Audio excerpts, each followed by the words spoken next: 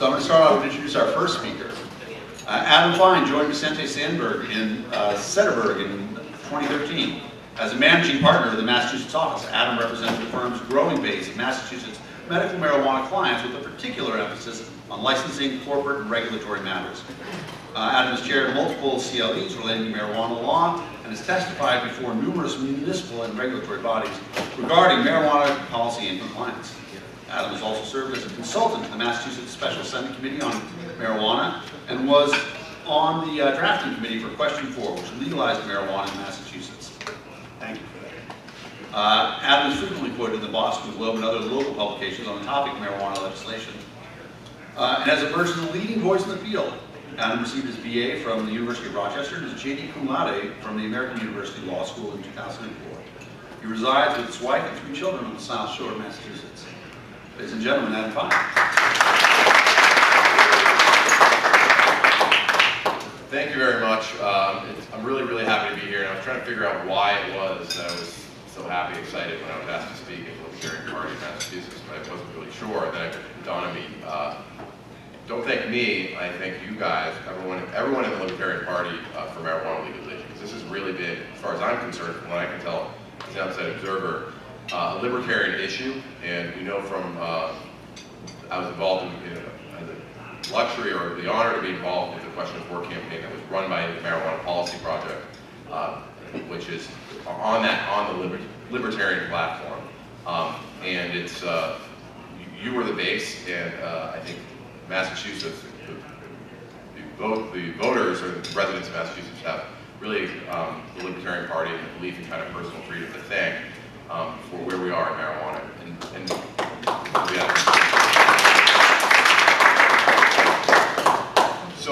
So I'm excited to be here, excited to talk to you, excited to talk to you after, and hopefully kind of give you a little bit. My goal here is just give a broad overview, and I'm here with my law partner, Valerio Romano, who is really leading, also on the committee, drafting committee. He's by far the leading land use attorney in the marijuana space, and we're going to split this presentation. He is going to talk about some of the reefer madness, craziness that we see at the local level. We'll talk a little bit about federal law and state interaction and those kind of important policy issues. And I'm going to try and get into the nuts and bolts today on where we are, the state of the cannabis law in the Commonwealth right now, what we can do, what we can't do. If you want to get involved in the industry from the commercial side, great. If you just want to grow in your home, fantastic. So let's get into it. So we're in the Commonwealth of Massachusetts, really 2008 is the starting point of marijuana reform with decriminalization. We can thank the Marijuana Policy Project for that. And that was a huge success, and I think it's really understated. I believe, and I wasn't involved in kind of marijuana policy and law at the time, but it really was pretty progressive, but it really was one of the first states to do decrim in the right way. It was by ballot initiative, and it resulted in just more freedom and less arrest, and importantly less arrest and less people getting incarcerated, less people of color being incarcerated for marijuana offenses, and that was a big success. 2012, we juxtaposed it to 2012 when our medical law passed, and that was again by ballot initiative. The lawmakers are just terrible in the Commonwealth on marijuana, and really they've just shown no backbone, and I'll talk a little bit about that in a second because I can rant a little bit up here too. So, the American marijuana law was fantastic on its face. It was a good law. It was well written. It was broad. It delegated authority to the regulators. The regulators actually didn't even go super crazy like they normally do. They went pretty crazy, but we got decent regulations. Still over-regulated, but decent regulations. And then we had Patrick, our old governor, basically just let it fail. It seemed like he wanted it to fail because it really was a horrible implementation of the law. We had the law passed at the end of 2012. In 2013, we got regulations. The regulations, as I said, were good. And then we had 2.5 years of, basically 2 and a half years of just nothing happened. Lawsuits, the state decided that the medical marijuana dispensaries would be part of like a cage match, merit-based application process, where it was just designed, really the wealthy, politically connected, I think had a big advantage.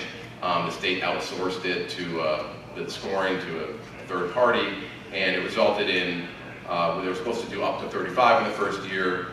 They did, I think, 15 initially, ended up with 18 now. There's 13 open still.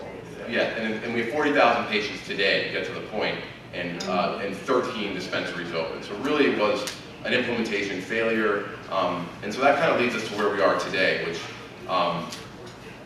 patients are still kind of underserved, they're not getting patient access, but the good news is we had what occurred in November of 2016, which was a massive, massive win, in my opinion, for the marijuana legalization movement, because it was Massachusetts with all our kind of Puritan values, and we had 151, and someone might correct me on that, but I'm pretty sure that's the count, political opposition, lawmakers that opposed us.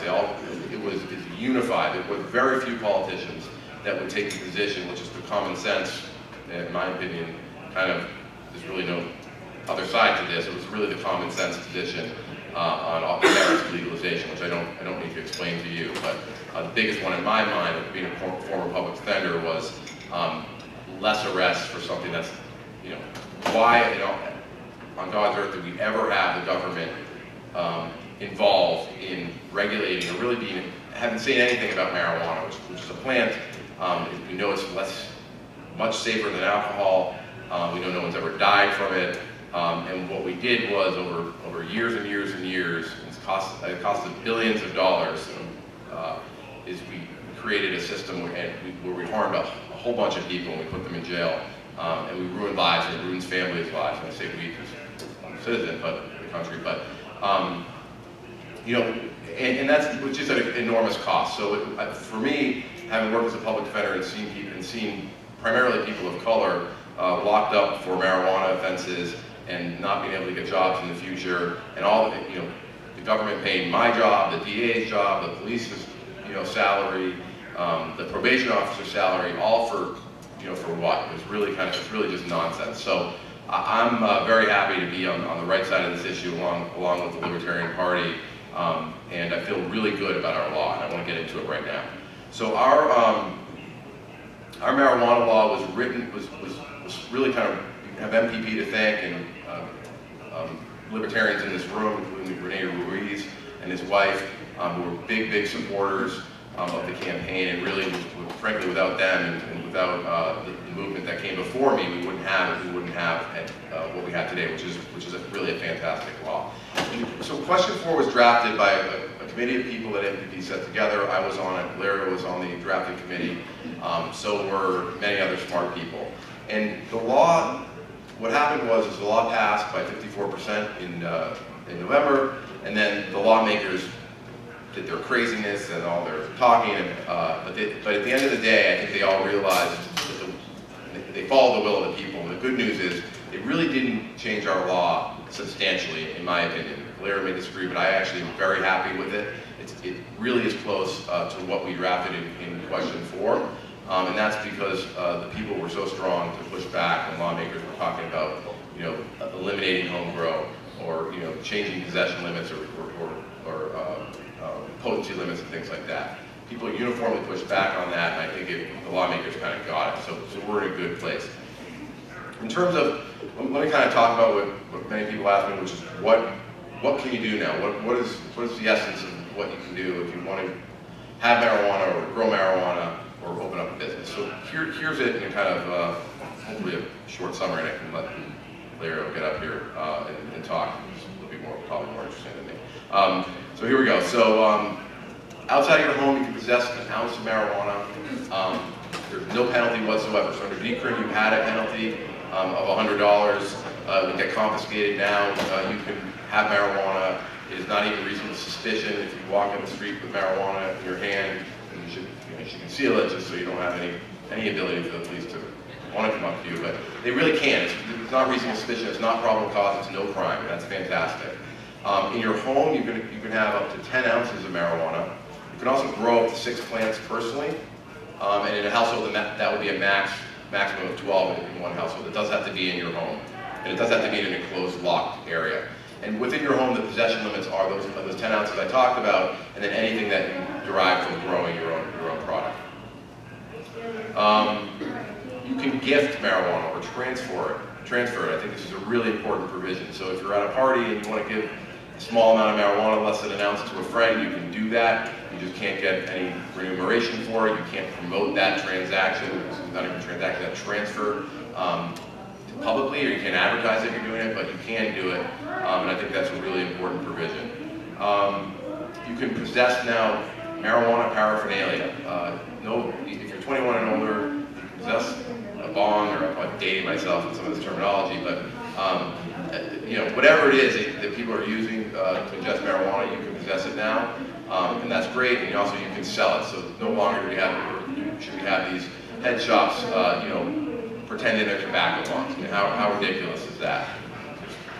It's crazy that they were doing that. So really, we're kind of getting to it. We're just getting rid of the nonsense, and I think that's great. There's still a ways to go, and I think Valerio will talk a lot about that. But really, in my mind, why there's ways to go is because we're going to have regulations. And let me just kind of walk through the timeline of what it's going to look like, and I'll talk about the commercial side if anyone here is interested in starting their own business. Here's the timeline. March 15th, we're going to have regulations from the Cannabis Control Commission. We're regulated by a 5-person commission. It will have the authority really to run the entire program. And it has a really kind of important duty to come up with regulations by March 15th, statutorily. April 1st, we'll have our first, they statutorily are mandated to start accepting applications for retail, for a variety of licenses, and I'll just run through them quickly. Retail license, a cultivating license, a producer or processing license. They can also issue lab license, a cannabis cafe license, so that'll be a little bit down the road, and I think I'm missing one. Craft cultivator license, which is like kind of analogous to craft beer. And so that's what we have to look forward to. One of our hopes in drafting the law was that it wasn't just going to be that they were going to kind of have a spectrum of licensing fees. That would, if you wanted to do something a little bit smaller, like be a craft cultivator, you could do that, and your fees wouldn't be as high as if you were going to go for 100,000 square feet. It's also not vertically integrated, so if you wanted to just be a cultivator, or just be a retailer, or just be a processor, you could do that. And so really the hope is that we're going to create a real marketplace, reach that $1.2 billion marketplace that a lot of the economists are talking about, and eliminate the black market, bring some tax revenue to the Commonwealth that could be put towards public health measures or whatever the state decides that they want to use it for, and also eliminate the costs, further reduce the waste of police interaction concerning marijuana.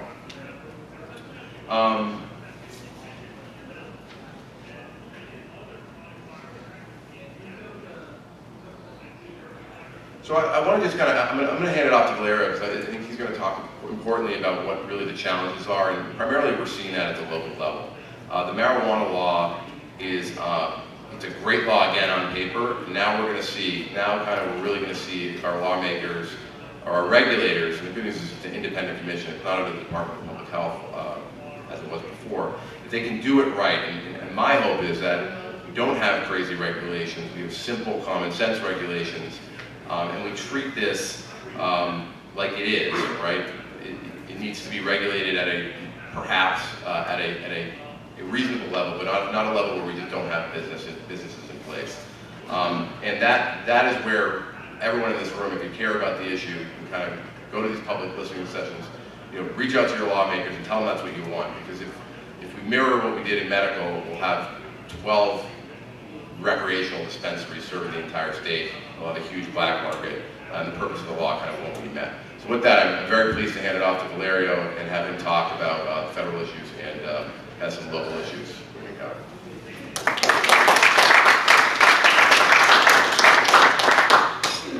Hi everyone, my name is Valerio Romano. I've been doing this, I'm actually an attorney in California also. So one way or another, been involved in the cannabis space for 20 plus years. California's actually had a medical marijuana law for 21 years. So people in Mass talk about, this is a new law, this is a new thing, and the sky's going to fall. We've actually been doing this in Cali for a couple decades now, and the sky hasn't fallen then. And so there's a lot to learn here in Mass from that. I thought quickly, one thing I wanted to do before anything else, and Adam mentioned it, but I think they really deserve a round of applause, are Renee and Sue. Because pass this law without their financial and moral support. And I gotta tell you, these guys are just the best. And so we went a long way in ending prohibition, and that's really what it's about. Above my office, I have a picture of guys carrying signs that say, "We want beer," above my desk, like 1930s prohibition. This is what we went through here, and it's thanks to them. So quickly, I want to give you a quick one-bit, segue from us chatting, and I want to show you a second of Reefer Madness, and then we can sort of get into my prepared remarks here. So if you'd like to play this, this is out of Milton, which is a town in Massachusetts. The Board of Selectmen here. We had spent about a year and a half lining up Milton. We had met with all the selectmen individually, met with the police chief. The planner actually gave us the address that we were going to use. It's this building with rats running in and out. They haven't had a business in there for 20 years. I mean, we did our homework there. And when we finally had these public hearings to have it happen, people came out with pitchforks and torches, and it was intense. And this is the kind of thing you deal with. So it's only lasts about a minute. I thought you might want to listen to this knucklehead though. I'm George Asher. I am a Milton resident. My children and grandchildren, who are also Milton residents, would be the fourth and fifth generation of my family who live in this beautiful town. My day job is in investment management and investment banking. And very honestly, I would never invest in a company that gave a presentation like this today. Very simply because I can't see how they're making any money. But I can suspect how they're going to make money. And much of that is based on comments that have been made and observations that have been made by Attorney Creedon and Mr. Collins, particularly Attorney Creedon. My suspicion is that there is a flip of a switch with a nonprofit corporation that can be made into a for-profit corporation relatively quickly and easily. So opening the door to recreational marijuana sales from a medicinal process facility is very simple.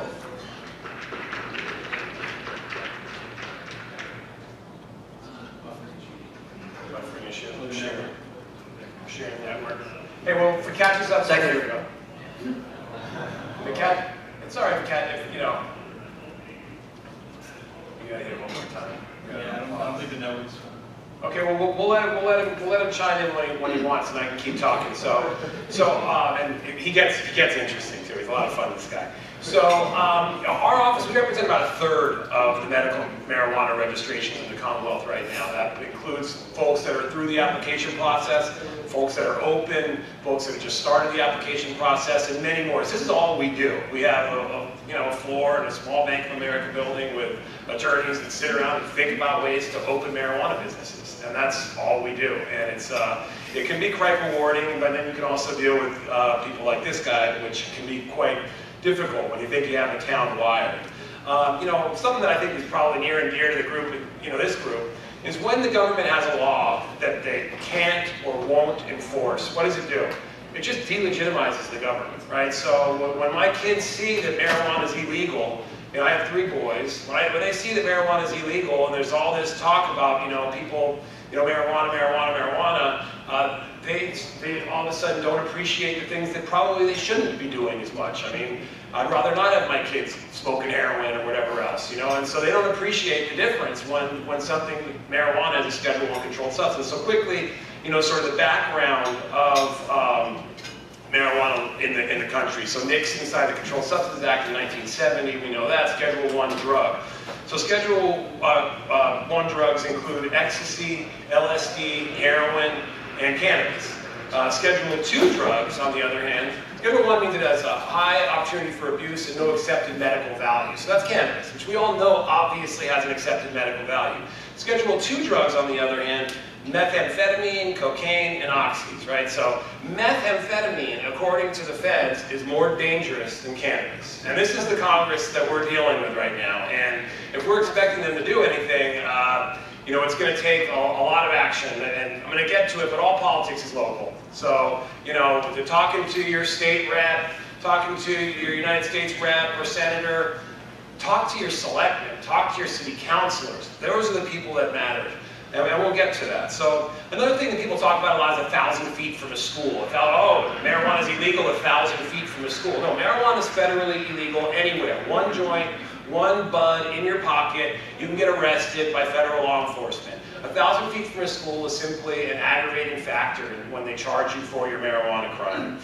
So there's some good things too. So under the Obama administration, his Attorney General, Eric Holder, had Deputy Attorney General Cole, who put out this memo, commonly referred to as the Cole Memo, which was a directive to United States attorneys across the country not to enforce the Controlled Substances Act in well-regulated medical marijuana jurisdictions or marijuana jurisdictions. It wasn't actually only for medical, unless that they violate some sort of other law enforcement priority, danger to kids, money laundering, guns, or if the marijuana is going to a non-marijuana legal jurisdiction. So that's why when I have clients come to my office and they're rubbing their little fingers together, they're all stoked, they're like, I'm going to open one right on the New York border, this is going to be awesome. I'm like, you know, that might be great, but keep it to yourself, because if your marijuana, if you're intentionally selling it to people to take it out of our legal jurisdiction, then you're violating this Cole Memo and you're opening yourself up to federal prosecution.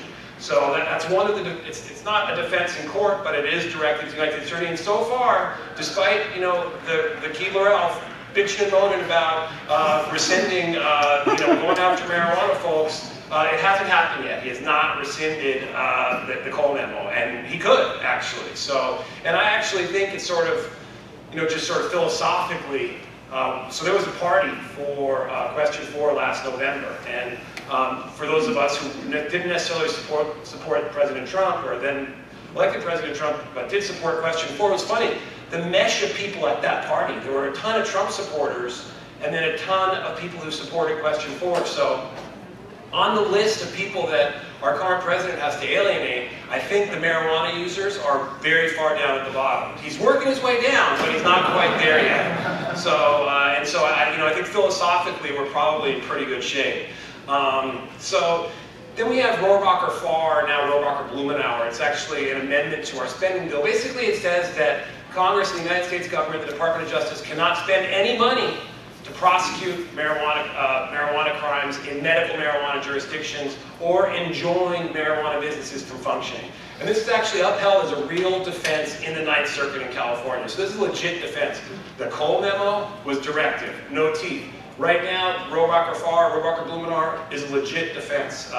We haven't had it, you know, go to the United States Supreme Court, but it's been upheld in the Ninth Circuit. And so people are actually using that, and it should give people some confidence about entering this market. High net worth people are sort of freaked out about entering the market. That gives you some confidence. Unfortunately, it expires sometime in the middle of December, and they have to continue it. The good folks at Vicente Sederberg, they have some people that are very tied in Washington, and they have, it seems to be positive that it's going to be continued. Quickly on the money side, in Colorado, there was $440 million in medical marijuana sales in 2016. There were $850 million in adult use or recreational marijuana sales in 2016. That's a $1.3 billion industry, all right? $1.3 billion industry. So now we're worried about Sessions or the Trump administration just taking that away, tax revenue, testing the cannabis, all those jobs, giving that all back to the black market. I don't really see it. That's a fully developed market in Colorado. Contrast that to Massachusetts, where we have a governor who basically used up a shitload of his political capital last year opposing cannabis. And so we have a governor like that who was very good on medical, and he's helped that program out incredibly, and he's helped a lot of sick people, but he does not appreciate adult use. And we can go back to this guy for a minute. Contrast that to a non-fully developed market, and I'm not sure ours will roll out quite as quickly. You want to try him again? Yeah, I think we're good. It's only a minute up. I just want you to hear when he finishes We're up. also residents will be the fourth and fifth generation of my family to live in this beautiful town. My day job is in investment management and investment banking, and very honestly, I would never invest in a company that gave a presentation like this today. Very simply because I can't see how they're making any money, but I can suspect how they're going to make money, and much of that is based on comments that have been made and observations that have been made by Attorney Creedon and Mr. Collins, particularly Attorney Creedon. My suspicion is that there is a flip of a switch with a nonprofit corporation that can be made into a for-profit corporation relatively quickly and easily. So opening the door to recreational marijuana sales from a medicinal process facility is very simple. Secondly, I would also question the company's due diligence in looking at this facility. Having walked by it virtually my whole life, I've seen failed businesses there before. There was a medical practice, a 3-doctor practice in that building that failed simply because it had no parking, walk-in access was terrible, and the facility itself was not, it was built in the 18th century, so it was not made for 21st century business. It was then a tailor shop, which also failed. And additionally, in that location, in the Wharf area, my wife operated a solo practice at 88 Wharf Street for 5 years, and the routine complaint was that parking was terrible. Now, saying that it's close to the T is frankly stupid, because sick people aren't taking the T to get medical marijuana, okay? They're not going to walk up those stairs, they're not going to walk up that hill. They can't park in the place. So from that perspective, it's ill-placed. And finally, I would say selectmen owe us a moral compass. Slavery was enshrined in the American Constitution for 87 years. It was legal. It was wrong. Women were not permitted to vote until 1920, okay? That was wrong too, but it was legal. Just because marijuana use is being made legal does not make it correct, and certainly does not have a place in my hometown. That's it. So you get the idea of what you have to deal with at these things. And this guy was actually fairly rational. When we were given a special permit in Southborough, for instance, one of the people in the audience threw a clipboard at town council. Actually, a clipboard went flying across the room. Afterwards, they were walking around taking pictures of us like this, you know, like trying to intimidate us. We got a special permit, we're like opening. And I said, you know, I'm all over the internet, just Google me. You don't need to take my picture. I mean, it was sort of funny. So quickly, I want to quick and finish up, you know, the presentation, state and federal, because I think it's valuable.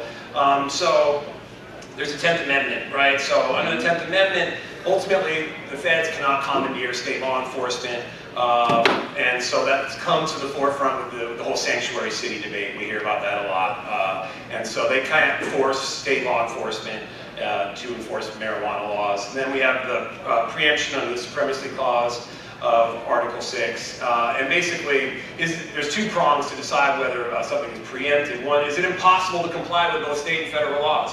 And no, it's not impossible. Nobody's forcing people in Massachusetts to smoke or use cannabis, right? So it's not impossible. And the second prong is, does state law stand as an obstacle to the ability of Congress to enforce and enact its laws? And no, it doesn't. The feds can still come in here and arrest you if you have cannabis. So you know, preemption is also not really an issue right now. And there's a bunch of cases that have satisfied that. Unfortunately, you know, out of California a bunch of years ago, there was a very sick person growing cannabis for herself, Rach, that went all the way to the United States Supreme Court. And what they did say was that the Controlled Substances Act, even if it's a purely interstate activity, if you're growing, everything's in the state, they can still enforce the Controlled Substances Act. And they actually, this is true, they actually said it was because Big Pharma is going to sell less Vicodin. I mean, that's basically what the case said. And I'm not even exaggerating. There's this Wickard principle. It had to do with wheat back in the day. You went to law school, you know what case Wickard is. They use that they basically said, well, they're going to sell less bikes, so this sick person can't grow cannabis for herself. And that was the United States Supreme Court, so it's sort of a shame.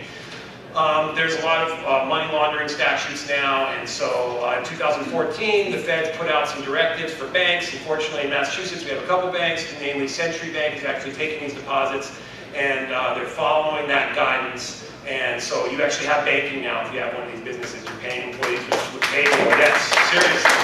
And they went above and beyond. They spent a couple $1 million on compliance. They do their own background checks. They check on your licenses. They have a wall of binders for all their clients. They ain't cheap, but you know, I mean, at least they're taking these deposits, and you can actually have real banking services. And so that's great. And so Century's another bank that stepped up. Another federal issue is Internal Revenue Code Section 280E. I don't know if many of you know about that, but basically prohibits you from taking regular business deductions. So, so what happened was, in the 1970s, a drug dealer named Edmondson went to prison. And when he got out, he finished serving his term, the IRS hit him with a letter. Said, you didn't pay taxes on all the money you made selling drugs. He's like, all right. So he files taxes and he took all his deductions, right? He took his employee deductions, he took anything he used, airplanes, flying cocaine around, whatever. He's like, screw it, I'm taking my deductions. And they allowed all of them. And so Congress said, hell no, right? So they put out Internal Revenue Code Section 280E, which says you can't take regular business deductions on violations of Schedule 1 or Schedule 2.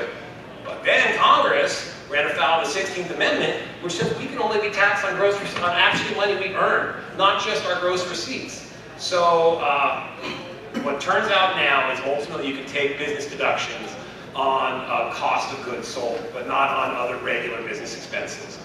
So that sort of gets through, the history of it. There's some cases out of California where a dispensary that had multiple businesses in the dispensary was able to take further deductions. One that was only dispensary wasn't able to. And then there was a really scary case out of Colorado, and this is it's a scary line of cases, and they're still going on. Basically, people are arguing that unless there's a criminal conviction, how are you going to disallow my taxes or disallow my deductions under 280E? So I don't see a crime here. I haven't been convicted of a crime. I haven't even necessarily been charged of a crime. Why am I not allowed to take all my business deductions? Now, makes sense sort of from a 10,000 foot level, but this is a really slippery slope, because what are you asking the feds to do? You're asking to prosecute you so they can get your millions of dollars, right? And so if you're requiring that prosecution before they can go in and actually prohibit those deductions, it's a real slippery slope, and it's a really scary line of cases. Green Solution Retail is the name of the seminal case on that issue. So that's sort of a lot of the federal background. If you're going to run a cannabis business, people start to think of this green rush. You're going to pay essentially, effectively, a 50% tax rate. You're going to be paying all of your employees. There's a lot of overhead. You've got to run slim. If you run slim and you keep your margins tight and you keep your production strong and you hire the right people and you keep the right employees, you can do well. But one of our clients did $1 million in sales in September. I don't think they're going to have enough money to pay taxes come the beginning of next year. And so, because you've got to keep your margins slim. So that's sort of the 2 cents, and a lot of that is because of 280 and the feds. Now, local issues. So when you're dealing with those kind of people, right? So Americans for Safe Access actually had to file suit against the DEA for putting a lot of false information online about cannabis, right? On the DEA website a few months ago, they actually had to take down that cannabis is a gateway drug. They were forced to do that. They actually say that cannabis is not a gateway drug anymore. They were forced to take that down. You'll see stats like adolescent drug use has gone up in Colorado since they passed adult use. That is actually the opposite. It's a complete lie. You'll see stats about mortality rates from auto accidents have gone up since in different states that have adult and medical laws. Not according to the National Highway Transportation Safety Board, they haven't. So you'll see all of these lies, one after the other after the other. And you got to combat them with the other facts. And you got to combat them with sort of passion and sort of just truth. And you keep going after them, you keep hitting them, and you keep writing papers, and you meet with every selected individually. So something that Adam talked about a little bit was the law and what our impressions are. And we actually messed up when we wrote Question 4. Because what we did was we had this idea that we don't want to leave it up to these conservative selectmen who were ultimately elected by the top 10% of the electorate in their town, the money-owning, the pearl-clutching soccer moms who I'm married to one. We don't want them, to be the ones who can ban marijuana outright. So we said, well, if they're going to ban marijuana, they have to go to town meeting, right? I don't know if you've ever seen town meeting form of government in Massachusetts. It's hilarious. Like they make a law like, anybody, yay, all the yays, yay, okay, cool, that passes next. Some of them are finally starting to have counters where they actually know how many people voted for what, but town meeting form of government. So anyway, we said, well, hell, let's make it so they have to actually have a popular vote of the citizens in order to ban it. They fiddled with it a little bit, ultimately, when they made the new law, but it backfired. Because the only time the cannabis supporters show up in numbers to elections is in presidential election years. That's the only time. All these special elections and even midterm elections, but some random like town meeting election they have in April or midterm election even, they just don't show up. So the only people who show up are those pearl-clutching soccer moms and their husbands and the people that don't want to listen to the evidence and don't want to do anything. And it's actually really come to a head. You saw in Milford a couple weeks ago where adult use passed. All adult use marijuana businesses were banned.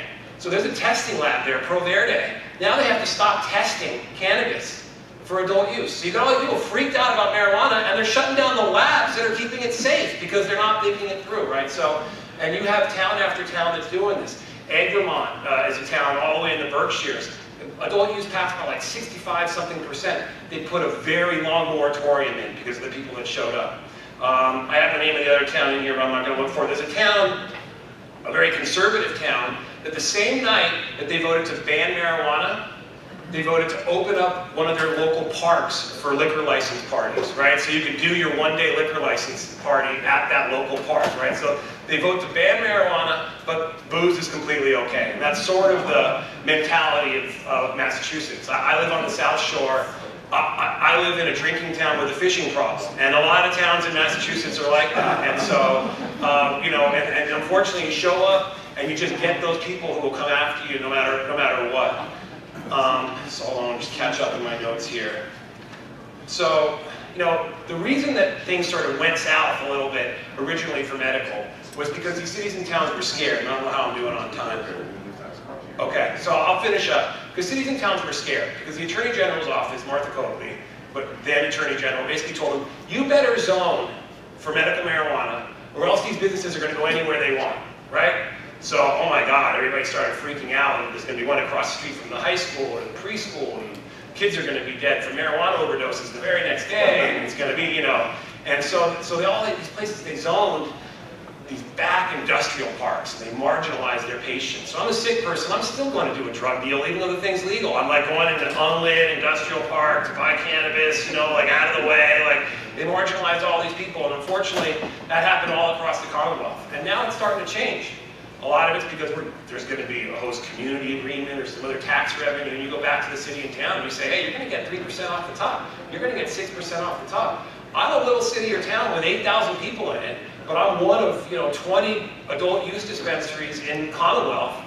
I'm about to come up on like $1.5 million in tax revenue. I mean, that's the note on a new school. Like, you might not actually buy the school, but you'll pay for the loan to build the school. And so these cities and towns, the ones that are doing this smart, are gonna make it. And they're amending their zoning so they can actually participate in it and put these things on Main Street and do a lot better than they would otherwise. So I encourage you to go talk to your selectmen, to say, look, this is better. There's marijuana here anyway, right? Go outside. There's marijuana here anyway. We zoned Harvard Square, for instance. I'm in Cambridge.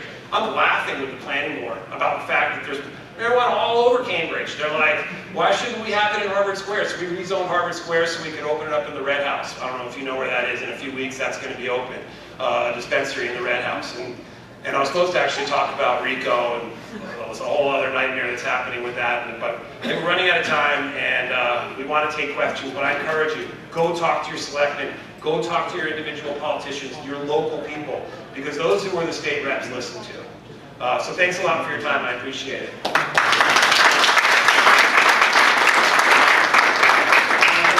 If towns continue to vote against having dispensaries in the town, and that becomes a predominant landscape, they'll effectively kill off the marijuana legalization. So I don't think it'll kill it all. I mean, I think what we'll do is we'll kind of put it into certain places. Like, we know it's going to be in Boston, we know it'll be in Cambridge, we know it'll be in Somerville. But what it will do is just, it'll allow the illicit marketplace to kind of thrive in certain parts of the state, and will hopefully reduce it in other parts. I think the economic, you can kind of tell me if you disagree, but the economic piece of it is where, I mean, they are just, the minute you start talking, putting the numbers to the cities and towns, you kind of see it, you can see their face their reactions just change. It's just, they start to think about what they can pay for, but they can close some budget gaps. And I think that ultimately will kind of win at the end of the day. I was actually, and not that I'm necessarily in favor of more taxes, I'm not, but on cannabis, I'm okay with it a little higher at the local level to deal with this issue. Yeah, I mean, it depends how much it is, right? So I was in Chelsea giving one of these types of talks, and I actually sat down with the town manager, the city manager, I forget what the exact form of government is, there's so many in Mass. And you know, I was talking to, well, 300 or 400 grand out of a host community agreement move you? He's like, look around, you look at these hotels and all this stuff we have. He's like, I don't care about 300 grand. So it depends on where you are. Sometimes you got to get up to 2 million to move them. Some places 100 grand to move them, you know, and it depends. So it really depends. So, yeah. So I'm an oncologist. I write a lot of prescriptions for opioids. I would love it if I could change some of those prescriptions to cannabis. A lot of my patients are poor, very poor. Some of them don't speak English, and the burden that the medical marijuana system in the state places on them to become a licensed patient of medical marijuana is very high for them. The annual fee to be a marijuana patient in the state is what? $75? I think it's $50. $50 now? Yeah. Then to become a prescriber? 500. 500. And you have to do 8 hours of CMEs Yeah, 8 hours of CME. in substance abuse and marijuana. And $500 to become a prescriber. Which is like, you know, Illinois patients have to get fingerprinted. I mean, like it's not as bad as it is there, you know. But that's a good stat though. 1,800 and I think 26 fewer pain pills prescribed per doctor per year in thoroughly flushed out marijuana jurisdictions. But go on. So I would love it if a patient could go off the, to a licensed recreational store and purchase prescribed marijuana, not going through the state bureaucracy of being an official marijuana patient.